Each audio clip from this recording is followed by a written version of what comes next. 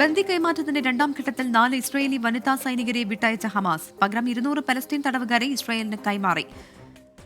ഗസയിലെ പലസ്തീൻ ചത്തുരത്തിൽ വെച്ച് ഹമാസ് കൈമാറിയ ഇസ്രായേലി ബന്ദികൾ കുടുംബത്തോടൊപ്പം ഒത്തുചേർ.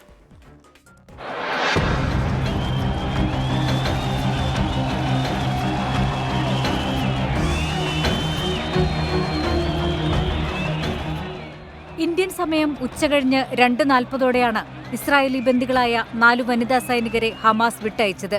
ഗസയിലെ പലസ്തീൻ ചത്തുരത്തിൽ മുഖംമൂടി ധരിച്ച ഹമാസിന്റെ സായുധരായ അംഗങ്ങൾ അണിനിരുന്ന ശേഷമായിരുന്നു കൈമാറ്റ നടപടികൾക്ക് തുടക്കമായത്. പലസ്തീൻ പതാകകളേന്തിയ സ്ത്രീകളും കുട്ടികളും ചത്തുരത്തിൽ അണിനിരന്നിരുന്നു. ഇസ്രായേൽ സേനയിലെ കരീന അരിയേവ്, ഡാനിയേല ഗിൽബോവ, നാമ ലെവി, ലിറി അൽബാഗ് എന്നിവരാണ് വിട്ടയക്കപ്പെട്ട വനിതാ സൈനികർ. 4 പേരെയും 2023 ഒക്ടോബർ 7 നടന്ന ആക്രമണത്തിനിടെയാണ് ഹമാസ് ബന്ദികളാക്കിയത്. റെഡ് ക്രോസിന്റെ വാഹനത്തിൽ വിട്ടയക്കപ്പെട്ട സൈനികരെ ആരോഗ്യ പരിശോധനയ്ക്കായി ഇസ്രായേലി സൈനിക കേന്ദ്രത്തിൽ എത്തിച്ച ശേഷം ബന്ധുക്കൾക്ക് കൈമാറി. വിട്ടയക്കപ്പെട്ട 4 സൈനികർക്ക് പകരം 200 പലസ്തീൻ പൗരന്മാരെയാണ് ഇസ്രായേൽ മോചിപ്പിച്ചത്. ഒരു വനിതാ സൈനികയ്ക്ക് 50 പേരെന്ന നിലയിൽ 200 പേരെ കൈമാറുമെന്നായിരുന്നു കരാർ വ്യവസ്ഥ.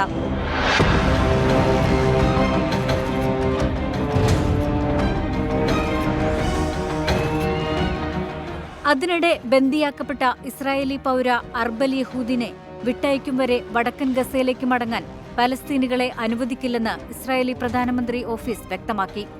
അർബൽ ജഹൂദ് ജീവനോടെയുണ്ടെന്നും ഒരാഴ്ചയ്ക്കകം വിട്ടയക്കുമെന്നും ഹമാസ് അറിയിച്ചു.